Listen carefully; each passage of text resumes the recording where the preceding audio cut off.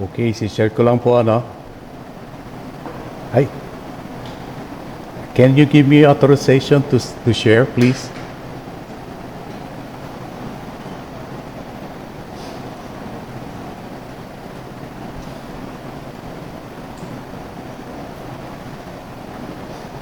Sharing.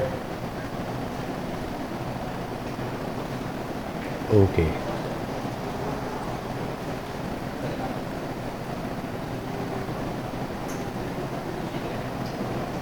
Okay.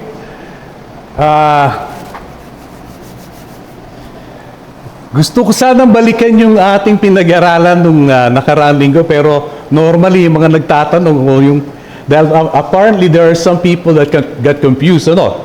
So, intayin na lang natin muna na magsidating yung iba kasi I think part of the confusion ay dumating sila doon sa dulo. So, pwede natin balikan yung mamaya, pero ito muna yung aking gustong i-share sa inyo.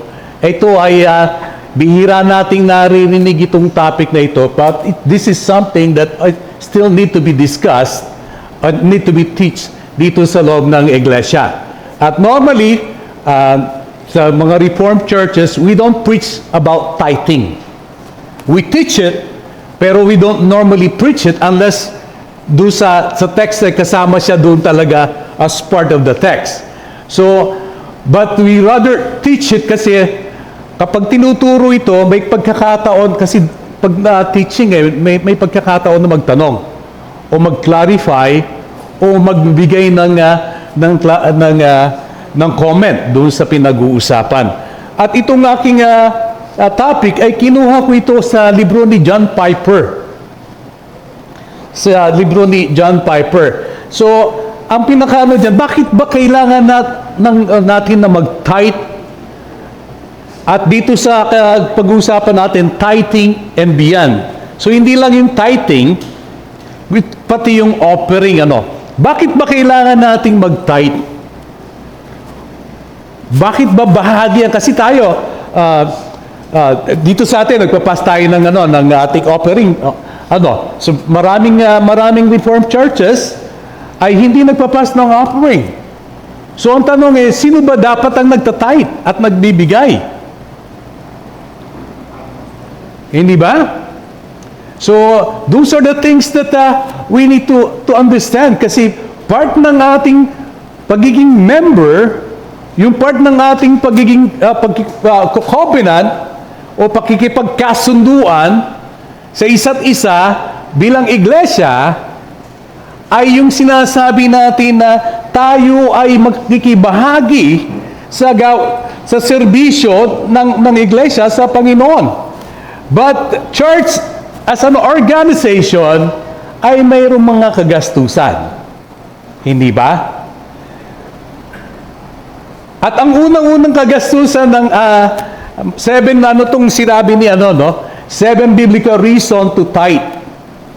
At ang unang-unang reason na sinabi niya, yung tithe ng mga mananampalataya ang nagbibigay, nagpo-provide doon sa mga ministers ng kanyang pangangailangan. Saan ba nagsimula yan? Sa palagay niyo? Sabi doon, tithing honors an Old Testament principle of how God provided for ministers He called in the expenses of their ministry. Do you agree with that? Again, ito po ay discussion tayo, hindi lang tayo,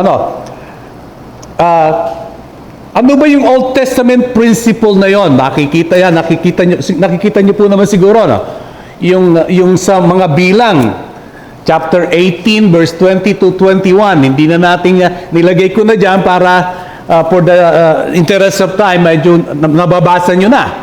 Hindi ba yung mga Levite at yung priests and Levites, nung sila ay dumating doon sa lupang pangako, they were not given any portion. At ang sabi sa kanila, their portion will be the tithe and offering ng mga nung 11 tribo. So 12 tribes, 11 tribes, they were given their portion in the land of promise, but the priests and the Levites, wala silang specific na portion. They were distributed to all the tribes. Diba? At ang sabi ng Panginoon sa kanila, Tagalog na yung nilagay ko, ako ang iyong bahagi at ang iyong mana sa gitna ng mga anak ni Israel. Sa mga anak ni Levi, narito aking ibinigay ang lahat ng ikasampung bahagi. That's the tithe. Yung pong tithe from the word ten. Tithe yun. Sa Israel, bilang mana na naganti sa kanilang paglilingkod sa kanilang paglilingkod sa makatuwid ay paglilingkod sa toldang tipanan. Clear? Yun po yung prinsipyo na sinusundan natin. Lumang tipan yun nasa na tayo, bagong tipan na tayo Applicable ba? Alam naman natin, applicable, pero tingnan natin kung ano yung turo ng salita ng Panginoon. Hindi ba?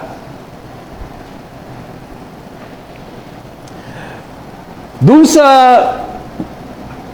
gospel, sa tatlong gospel, mayroong portion doon na kung saan ay nagaling ang Panginoon doon sa mga Pharisees because they are taking advantage of the widows and the needy. At doon ay itong mga Pharisee, the way they were described, ay they were so faithful in their tithing na ultimong pagka namita sila, parang paraphrase na to, parang namita sila ng gulay, yung 10% nung pinitas nila, binibigay pa talaga nila. Ganun sila ka-legalistic dun sa kanilang tithing. That they really set aside yung 10 on everything para sa para makapag-tithe sila. Pero at the same time, ang sinasabi ng Panginoon sa kanila, nagta-tithe kayo, pero yung tinetik advantage niyo naman yung yung mga widows. So ang gusto kong i-highlight dito, kasi mayroong katuruan minsan na nagsasabi, pagdating daw sa bagong tipan, wala na yung tithe, cheerful giving na lang. Diba? Totoo naman din na sabi, doon sa may cheerful giving na, wala na. Pero dito, makita natin, ginamit, yung ating Panginoon, hindi niya inatake yung mga Fariseo sa pagtatithe nila. Ang sinasabi niya lang, if you don't forget the one that is even more important. If you do the other, don't forget the one that is more important. So, ibig sabihin, hindi ninalify ng bagong tipan yung pagtatithe. Sabi nila, cheerful giving, so piso lang binigay mo kasi yun lang masaya ka. You're with me? Yeah? So yun ang doon, I believe, again, there are those who will disagree with me on this. At narinig ko yan kahit mismo sa GMA, na yung the tithing is still in effect. Hindi nga lang siya, but this one I agree. In the Old Testament, it's mandated. In the New Testament, hindi maliwanag na minandate. But clearly, there are references like what we have right now na nagsasabi na ang Panginoon mismo ay nag-i-endorse nito. Hindi niya sinabing, hindi niyo na kailangan mag-tithe. Kundi, sabi niya, kung magta-tithe ka, huwag mong kalimutan yung higit na mahalaga. If you are being faithful in your tithing, then you should be faithful in serving those who are in need.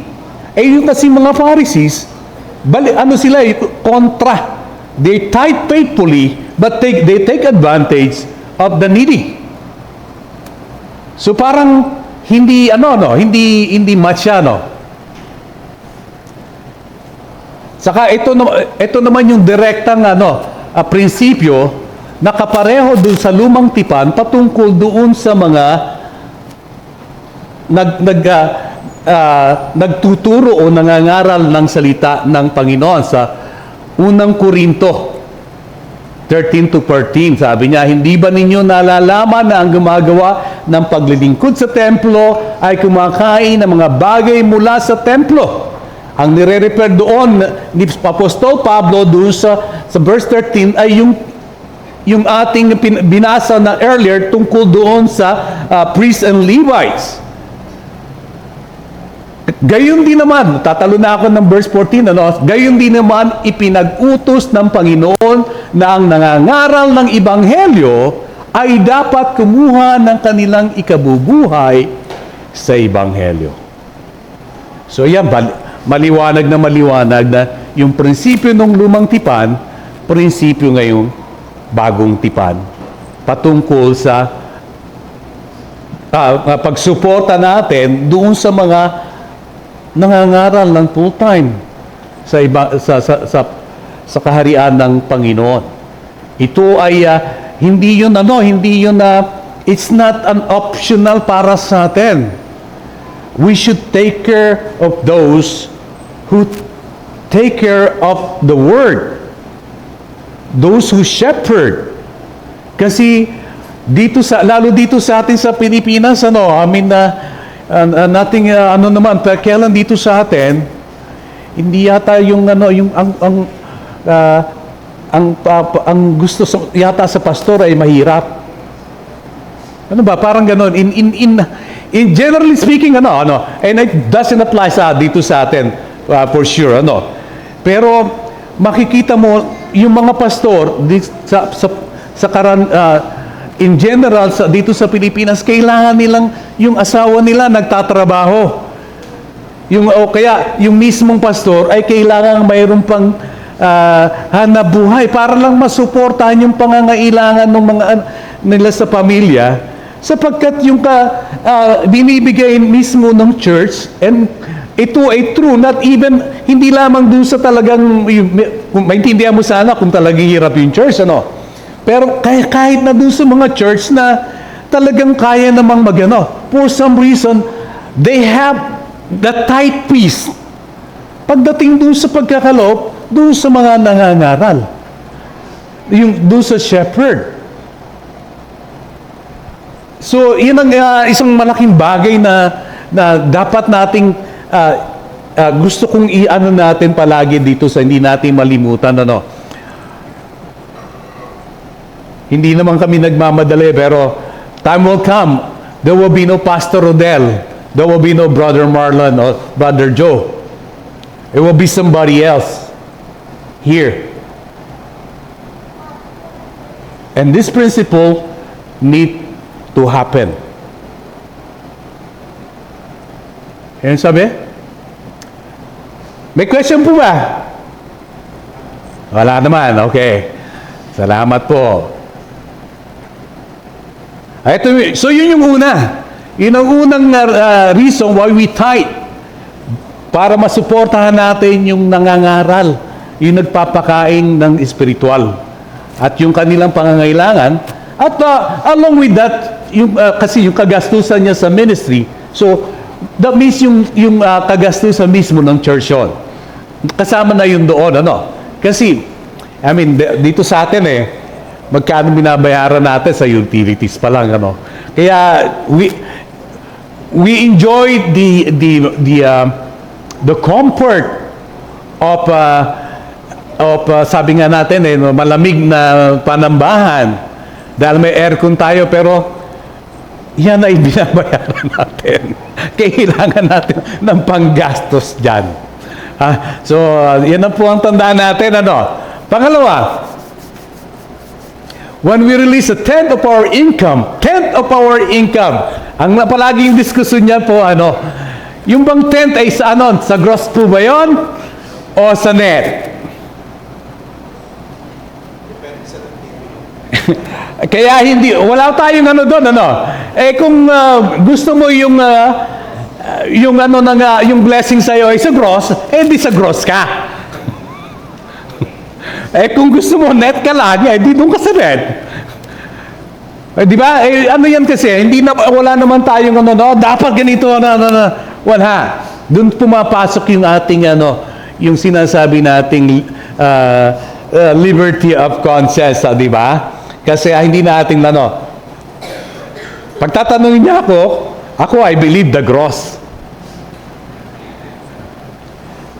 Alam niyo, napakahirap mag-tight kapag hindi niyo natutunan ng maaga.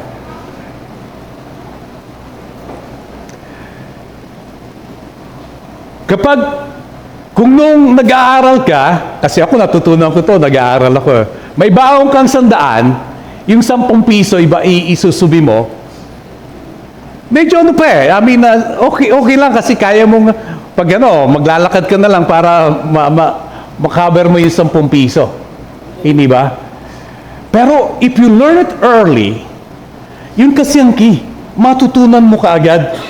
Kasi pag lumaki na, kumikita ka na ng 200,000. 20,000. Sweldo na ng isang tao.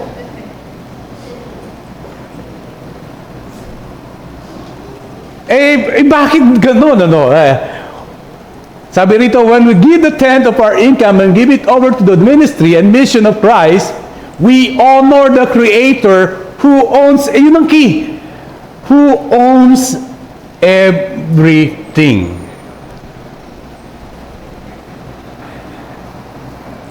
Kasi madalas, kaya ang bigat magbigay, akala natin yung binibigay nating pera sa atin. Hindi ba? Sweldo ko yan Pinaghirapan ko. I mean, to a certain degree, totoo naman. Pero ang hindi natin nakita, pagka ganun ng ating pananaw, yan ay kalob sa atin ng Panginoon. Hindi ba? That's part of our, yung keyword? Stewardship. Hindi ba?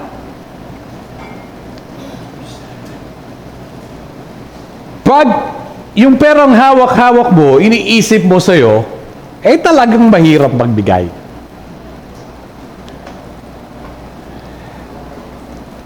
Ano ba yung 10% na, kung ang pera ng hawak-hawak mo ay iniisip mo, ang pananaw mo ay kaloob ng Diyos sa'yo, ang sabi ng Diyos sa'yo, doon sa binigay niya sa iyo yun, ibalik mo naman sa kanya yung 10% para magamit doon sa gawain.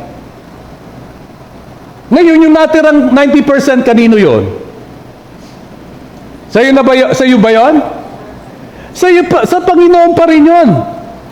Ikaw lang ang magiging tagapamahala ng 90%. At yung 90% na yun, kasama sa pamamahala mo, ay ang pagtugon doon sa pangangailangan mo mismo.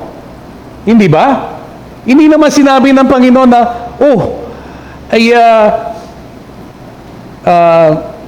although mayroong gano'n, may mga gano'n na tao na talagang gano'n yata yung kanilang calling, na talagang katulad ni John Wesley, Si John Wesley, nagsimula siya nung mangaral, 32 cents lang ata. Kaya lang, di ba, si John Wesley, later on, ay naging sumikat siya at marami siyang mga pinupuntahan at lumaki yung kanyang sabi natin yung kanyang anong tawag natin yan pag mga love gift na binibigay sa kanya. Pero si John Wesley, he decided na sabi niya, mabubuhay ako sa 28 cents. So anything na sobra, binibigay niya sa benevolence. At ginawa niya yan ng patuloy hanggang sa kanyang hanggang lumaki na yung niya. Kaya nung siya ay sikat na, ay inimbestigahan siya. Kasi sabi niya, bakit hindi ka nagbabayad ng buwis? Laki-laki ng kinikita mo. Siguro, sabi niya, sa laki ng kinikita mo, tsak na marami kang ari-arian. Sabi ni John Wesley, ang ari-arian niya lang, alam niyo, ginagamit nila silver spoon, Sabi niya, meron akong isang silver spoon doon sa bahay ko, at meron akong isang silver spoon na dala-dala ko para kapag kumakain ako. Yun lang. Kasi siya, He made it a point na lahat ay ibinibigay niya sa benevolence. Now, ginagamit kong example si John Wesley. Hindi ko sinasabing ganun tayo dapat. Ngayon, kung the Lord will call you to be on that, kasi sa akin, gift yun ng it's a gift. Lahat tayo binigyan ng pananampalataya, Pero meron tayo talaga yata mga tao na may gift of faith. Iba pa yung gift of faith Kasi katulad ng ibaw ni George Mueller. Kilala niyo po si George Mueller. Si George Mueller, nagtayo po siya ng orphanage na walang support. Walang support, nagtayo siya ng orphanage. At tapos kinukwento niya, maghahain sila, ilang bata na kasama, na mga orphan ang kasama, maghahain sila ng plato sa lamesa, walang pagkain. Anong gagawin nila? Sila'y nananalangin. We will laugh kapag narinig natin yon. But God never failed. The Lord indeed answered their prayer. Hindi ito fiction. This is a true story. That every time na mauubos na yung pan niya, ay may dumarating. Hindi niya alam kung paano at kung bakit. Ang alam niya, sila ay nanalangin at tumugon ng Panginoon. As a gift of faith. Di ba? Nung binabasa ko yun, sabi ko, wow! Hindi ko yata. Parang nabigat, Isipin mo, parang ikaw kaya mong tiisan, pero ito may kasama ka. Hindi ba? Sa pamilya natin, sabi nga, pagka kulang ng pagkain, ikaw yung nagugutom, huwag lang magutom yung mga anak natin. Hindi ba? So, pero itong sinasabi sa atin, ang ating Panginoon, ang may pag-aari ng lahat, at ang hinihingi niya lang sa atin, legal ito lang yung legal, wala pa yung offering, ay ibalik natin yung ikasampung bahagi ng ipinagkaloob niyang biyaya sa atin upang pamahalaan. Yun ang prinsipyo. Paano nga kung magbibigay? Kulang nga Totoo naman. Di ba? Pero kaya nga, pag hindi mo siya natutunan ng maaga, ang hirap.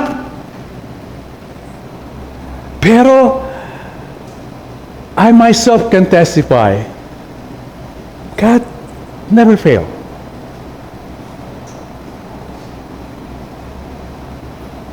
Hindi ka niya bibiyaan ng mas malaki kung hindi ka marunong mamahala.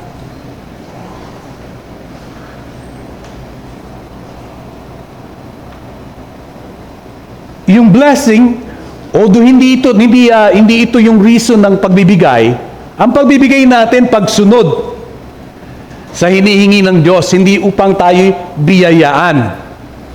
Pero at the same time, mababasa din natin sa salita ng Panginoon, may kaukulang biyaya din siya doon sa mga tapat na nagtitiwala sa Kanya.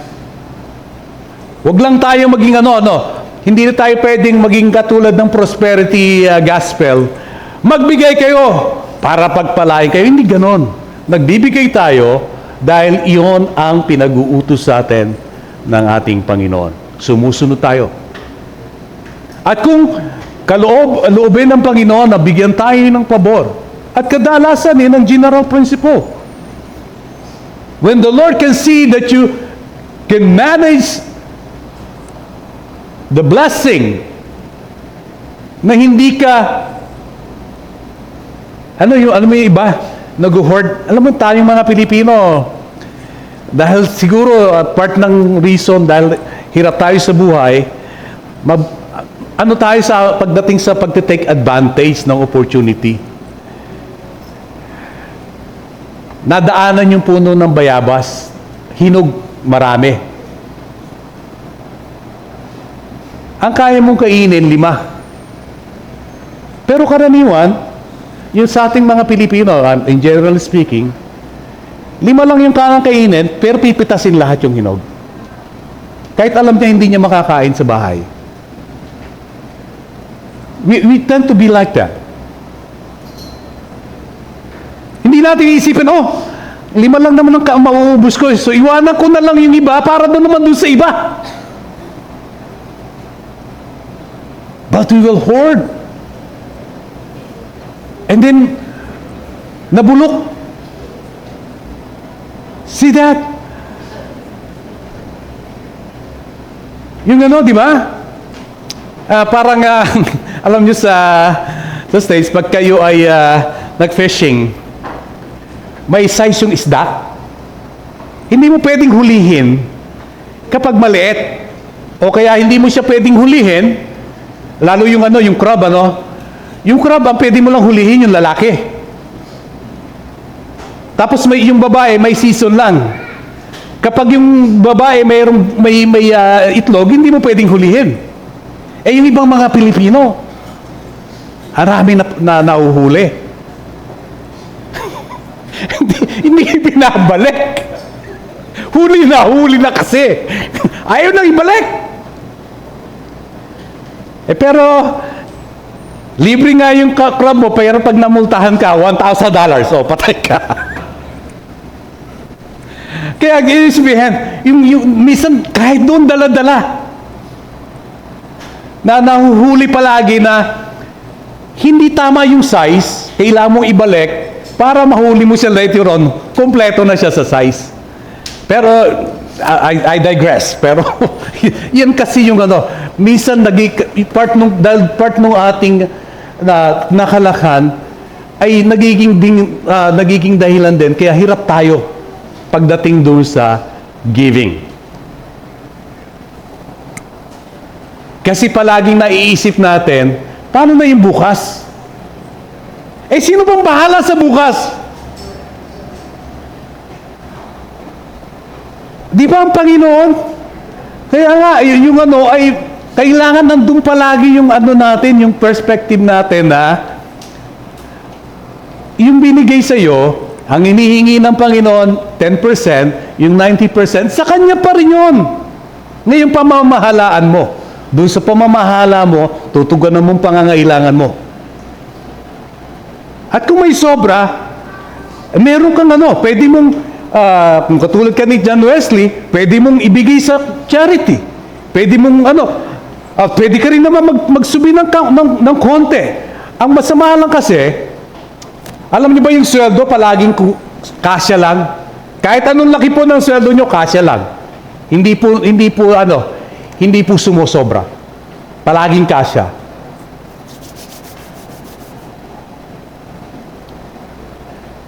Kasi, kapag lumaki na yung sweldo mo, yung mga bagay na hindi mo dati kino-consider na bilhin, bibili mo na. Kaya mo naman eh. You can afford.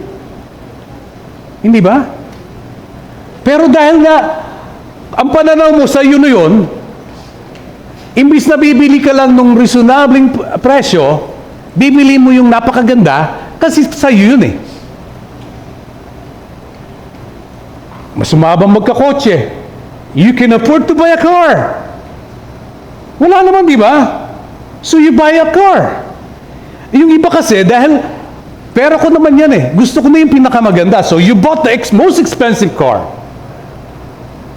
So ang laki ng sweldo mo, ang ganda ng kotse mo, pero ikaw lang. Nilapitan ka ng kamag-anak mo, hindi ka makatulong.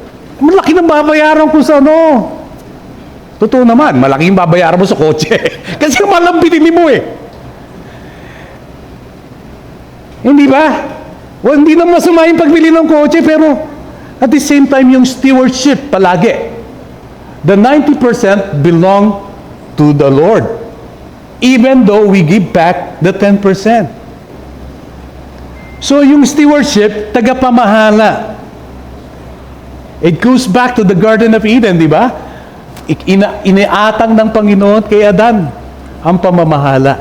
Paano ka ba mag-run ng At ang mahirap ipaliwanag sa salita, pero kapag natutunan natin ang magtiwala, lalo dyan sa ating tithing, doon mo maktitikman kung gaano talaga ang faithfulness ng ating Panginoon. It's always hard. Kulang na nga, magbibigay ka pa. Hindi ka nagbibigay. Kailangan mong ibalik yun kasi sa Kanya yun eh. Kapag pinudhold mo sa Kanya yun, withhold din sa ating Panginoon. At yung pagbabalik sa atin ng Panginoon, not necessarily dumarami yung pera natin. It could be, hindi ka masyado nagkakasakit.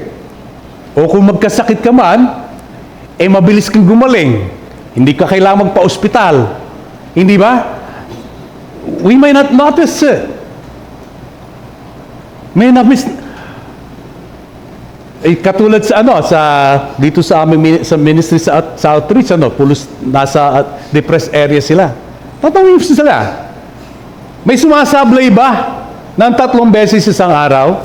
Wala naman. Of course, sila ay talagang makikita mo yung need. Pero, marami sa atin ay pinagkalooban ng Panginoon ng biyaya. At kaya ito, kailangan nating aralin ito at kailangan nating pag-usapan. Kasi ito ay isang bagay na, alam niyo yung covetousness. Ano ba yung covetousness sa Tagalog? Imbot. Imbot, paghahangad ng bagay na, of course, yung maganda na hindi sa atin. Sana kung kasing yaman lang ako ni Elon Musk. Isipin mo, isang tao halos 1 trillion siya. Paano ba niya gagastusin yun? Ano? Pero yun ang problema. Yun ang naisip natin kasi paano niya gagastusin yun? Hindi naman sa kanya yun ang palagi nating babalikan yung prinsipyo ng blessing niya ng Panginoon sa'yo upang matutunan mong magtiwala sa Kanya. The more you trust Him in His blessing, the more He will give you more opportunity to be a blessing to others. Yun ang doon. Tanong? Number 3 na po ito, kaya mag-ingat kayo at magbantay laban sa kasakiman, sapagkat ang buhay ng tao ay wala sa kasaganan ng kanyang ari-arian. A lot of us, I'm willing to say that, are more happy than Elon Musk. You know why?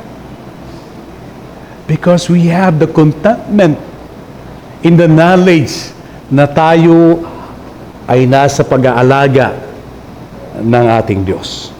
Lahat tayo pag namatay, kahit si Elon Musk, mahirap. Wala siyang madadala din Pag namatay tayo, ganun din ang dala niya. Wala.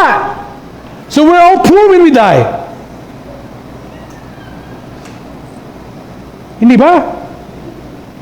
So, again, hinto ko rito kasi may 4 pa to, 7 9:46 na kasi para magkaroon tayo ng time for open forum or question and answer.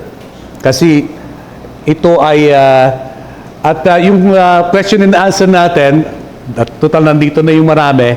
Gusto kung meron kayong tanong doon sa nakaraan na itinuro ko patungkol doon sa church discipline, ay pwede rin nating pag-usapan yon.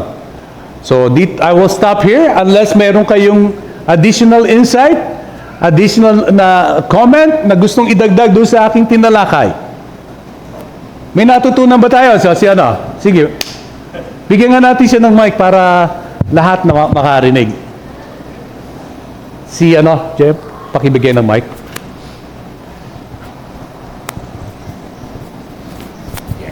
Magandang umaga ho sa inyong lahat. Mm. So, medyo ano po sa akin itong topic na to eh. Kasi po nung nasa previous church ko talaga, nagtatights po talaga dun sa amin. Every time sa council meeting po namin, lahat po talaga ng council member, kinukuha na namin ng salary, income nila every month. At kinukuha po talaga namin yung tithes nun. Ganun kaming kahigpit doon sa aming previous church na pinanggalingan. At kapag hindi po nag-tithes, talagang in 2 months, tinatanggap po namin sa council. Ganun po talaga nung ginagawa namin. Pero nung napunta po ako sa Reform, dito actually, napunta ko po talagang church ay Continental Reform. Tayo po ay Baptist Reform. Totoo po yung sinabi ni bro na pag-usapang topic, tithes, sa Reform, hindi ito po masyadong pinag-uusapan. Pero pagdating po doon sa aming previous church, ito ay laging topic. Pati sa mga convention namin, workers convention, lagi po pinag-uusapan ay tithes kasi po, pera talaga. Ngayon po sa Reform, ito po yung gusto kong anuhan talaga. Kasi nga po galing ako Continental. Sa Continental Reform po, kasi ako ay nag-aaral po doon sa online namin, sa online. Ipinag-usapan po namin tungkol sa tithes. Sa Continental Reform po, hindi siya required about sa tithes naman. Yeah. Pwede siyang ituro sa mga member, pero hindi nire-required. na mag-tithes. Pero ano, i-share mo na sa amin yung tanong para yung iba naman. So, kaya nga po, makapagtanong. medyo naano ako dito. Kasi dito sa atin, 7 reason na kailangan mag-tithes. Doon naman po sa amin sa Continental, 7 reason why na hindi kailangan na magbigay ng tithes.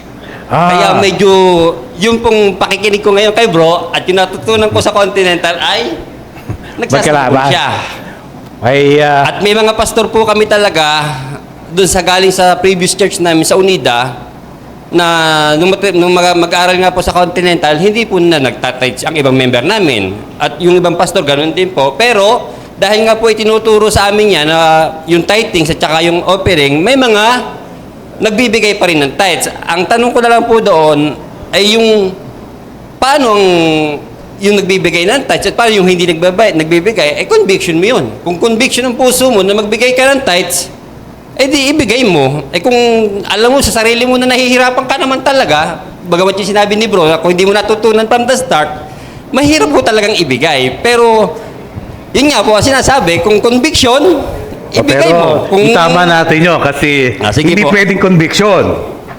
Kasi kung hindi ka nagbigay ng tithe, sabi nga natin, di ba, ang tithing ay pagsunod sa Panginoon. Maliwanag yung sinasabi ng salita ng Panginoon. So whether you're convicted or not, kapag hindi ka sumunod, hindi pagsunod sa Panginoon yon. So, pero at the same time, dito sa atin, hindi tayo katulad nung sa inyo na, bawas na sa sweldo. Ganun po talaga nangyari sa previous namin. Masisira naman yung prinsipyo ng sinasabi natin na cheerful giving, na sinasabi, yung balanse ng sinasabi ng salita din ng Panginoon, di ba? Kasi both could be true. You're giving what the Lord required cheerfully. Kasi kailangan nating, kaya itinuturo natin yung prinsipyo. The principle is, yung blessing natin is God's blessing. And we are just stewards. So pag palaging yun ang pananaw mo doon sa blessing, hindi sa akin yan, sa Diyos yan, katiwala lang ako, then you dispense accordingly and appropriately. Si Manolo. Yeah, sige. Happy birthday, Manolo. Brad, naniniwala ko sa sinasabi mo na sa lumang tipan ay mandato. At sa bagong tipan, tama ba? Sa lumang tipan ay mandato dahil inuutos ng Panginoon. At sa bagong tipan, ay mula sa puso ay magbigay. May nabasa ako. Hindi ko na matanda ko saan. Tama yan. Okay. Mula sa puso ay magbigay.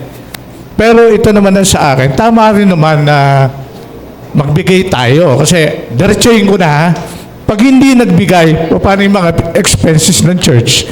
Ilaw, tubig, etc. Paano tatakbo simbahan? Sa diretsuhin bro. No? Pero ito sa akin, May mga tao talagang isinilang na mapagbigay. Lalo na yung mas nakaangat. Ibig sabihin ko, nakamana. Maraming lupain. Halos ang kanyang kayamanan ay talagang sobra-sobra. So nagbibigay siya. Paano bro yung mga isinilang na kapos, Kristiyano? Na iniisip niya bukas ano kaya kakainin ko bukas? Mali yung tanong. Inaano ko lang bro. Mali yung tanong. Pero ito, hindi Brad. Ang lahat ay nag-uumpisa sa pananampalataya, Oo nga, di ba? teka muna kasi. Ang sabi ng Panginoon, magbigay ka doon sa pinagkaloob niya sa'yo. Hindi doon sa, dahil ikay mayaman, kaya ikaw lang ang magbibigay. Ito wala. Hindi nang ibig ko sabihin. May mga tao talagang bukal sa puso magbigay. Oo, pero At totoo yan. talaga sila maluwag. Pero ang pinag-uusapan natin, Brad, ito ang utos ng Diyos. Pero parang sa akin lang parang nalilito ko, hindi naman kasi lahat ng tao ay pinagkalooban ng Diyos ng puso na talagang magbigay. Kristiyano ka man o pero hindi. teka muna, hinto ka muna dyan. Kasi yung sinasabi mo, medyo taliwas na. Kasi sabi ng Panginoon, nung tayo ay iniligtas niya, binigyan niya tayo ng bagong puso.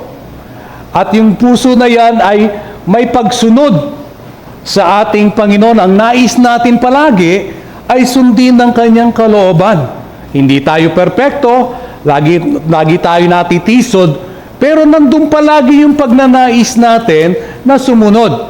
At isa sa pagsunod na sinihingi ng Diyos sa atin ay yung ating pagkakaloob doon sa ipinagkaloob niya. Again, regardless, mayroon tayo, pinagkakalooban tayo ng Panginoon.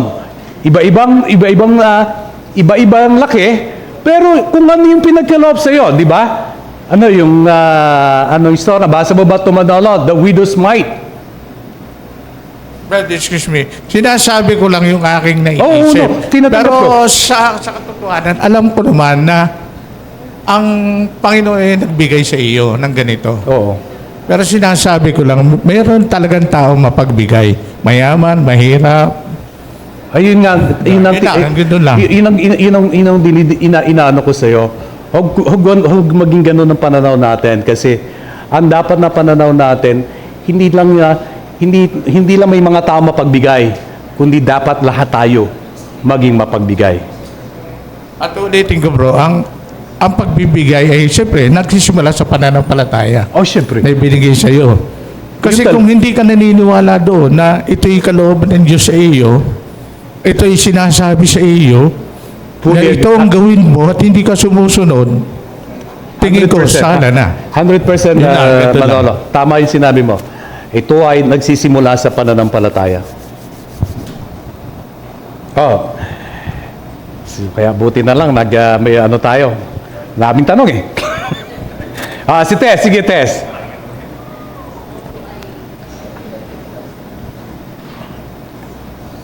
Ako po ay nagpapasalamat, Brother Marlon, sa iyong itinuro ngayon.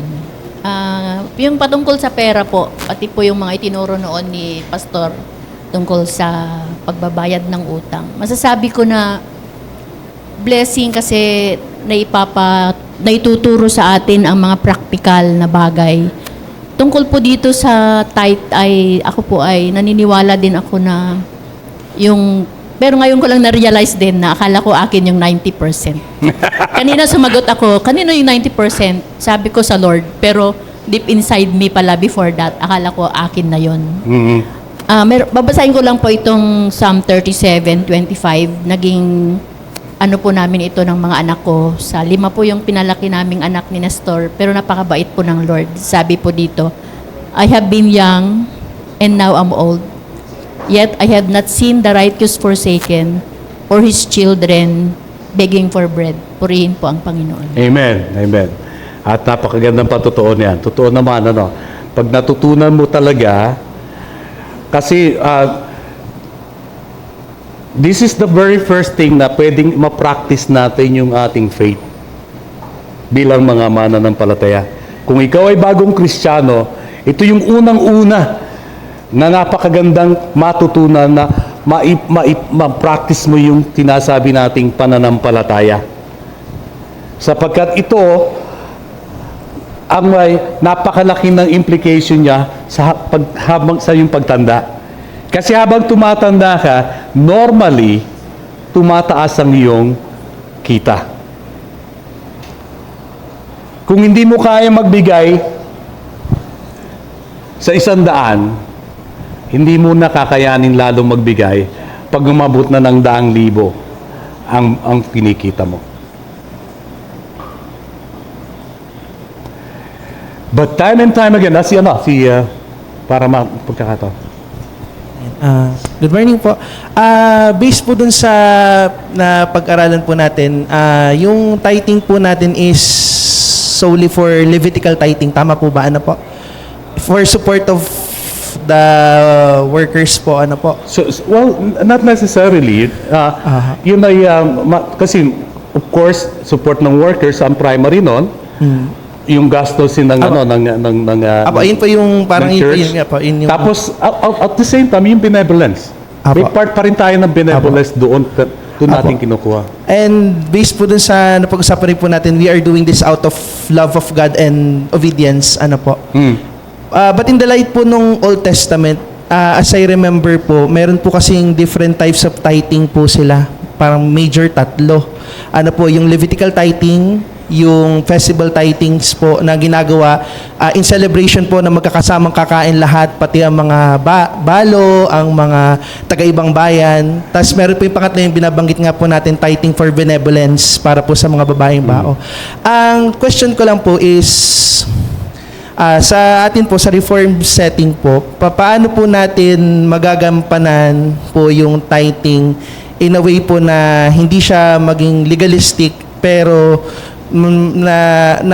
nagagampanan natin po itong 3 kasi parang sa akin po ang dating sa akin, if I will not be able to do these 3 things kasi ito po yung nandun sa under ng Old Testament, parang hindi ko rin nagagampanan ng tama yung tithing. Paano po yung tamang perspective po dito sa part na to? Maganda yung sinabi mo kasi pwede nga yun din ang gusto nating iwasan. Yung parte na parang gusto nating maging legal. Kaya nga mayroon tayong binabalanse natin. Yung pamantay, yung guidelines sa atin ng Panginoong Hesus dito sa Bagong Tipan, base doon sa binasa nating teksto, ay hindi niya ninalify yung 10%. Pero yung 10% na yun, walang sinabi na doon sa na category. Di ba? So hindi na natin kailangan ang sinasabi natin, kung may blessing sa iyo ang Panginoon, ang hinihingi ng Panginoon sa iyo ay ang 10 bahagi ng blessing na yon. Hindi naman necessarily, nag-tithe na ako sa sweldo ko, good na ako. May dumating sa yung bagong blessing. Ganun lang yan. At ang doon ay, let us not, huwag tayo maging legal na parang, paano na kaya to? Kasi pag wala yung natin doon, basta, ang ina-highlight ko yung tamang pananaw na yung kaloob sa atin ay sa Diyos. Kung anong kaloob niya, hinihingi niyang ibalik natin ay 10 bahagi. Doon sa 90 bahagi, kanya pa rin. Pero, doon sa 90% na yon ay tayo ang mamamahala. Tayo yung magdidesisyon. Base sa ating pangangailangan, base doon sa sitwasyon na ating kinalalagyan. Kasi, baka doon sa sitwasyon mo, biglang may nangailangan. Mayroon kang pagkakataon na tumulong. Hindi naman lahat ganun, di ba? Pero meron naman pagkakataon na talagang pagkatapos mong subihan yung pangangailangan mo, wala na talaga. Hindi ba? Kaya nga, pag-uusapan din natin sa mga susunod na araw, sa susunod kung bakit, yung paraan natin ng pagbilang steward yung paggastos natin. Medyo napahagingan na natin. Alam mo yung pangangailangan, kapag may yung tinatawag na want and needs. Needs and wish. Alam mo, pag lumalaki yung sweldo mo, yung wish nagiging need eh. Kaya medyo, yun ang babantayan natin yung puso natin dito sa na to. Yun lang, at alas 10 na, tatapusin na natin, tayo mananalangin na. Aming amang Diyos na nasa langit, na tunay na nagkakaloob sa amin ng lahat ng biyaya. Dalangin ko, Panginoon, ang bawat isa sa amin ay maalala namin palagi na ang kaloob mo sa amin ay nagbuhat sa iyo at ito ay iniatang mo sa amin na pamahalaan. Help us, O Lord, to be good stewards of your blessing. And help us, O Lord, to be faithful in giving back the tithes that you required of us. In Jesus' name we pray. Amen.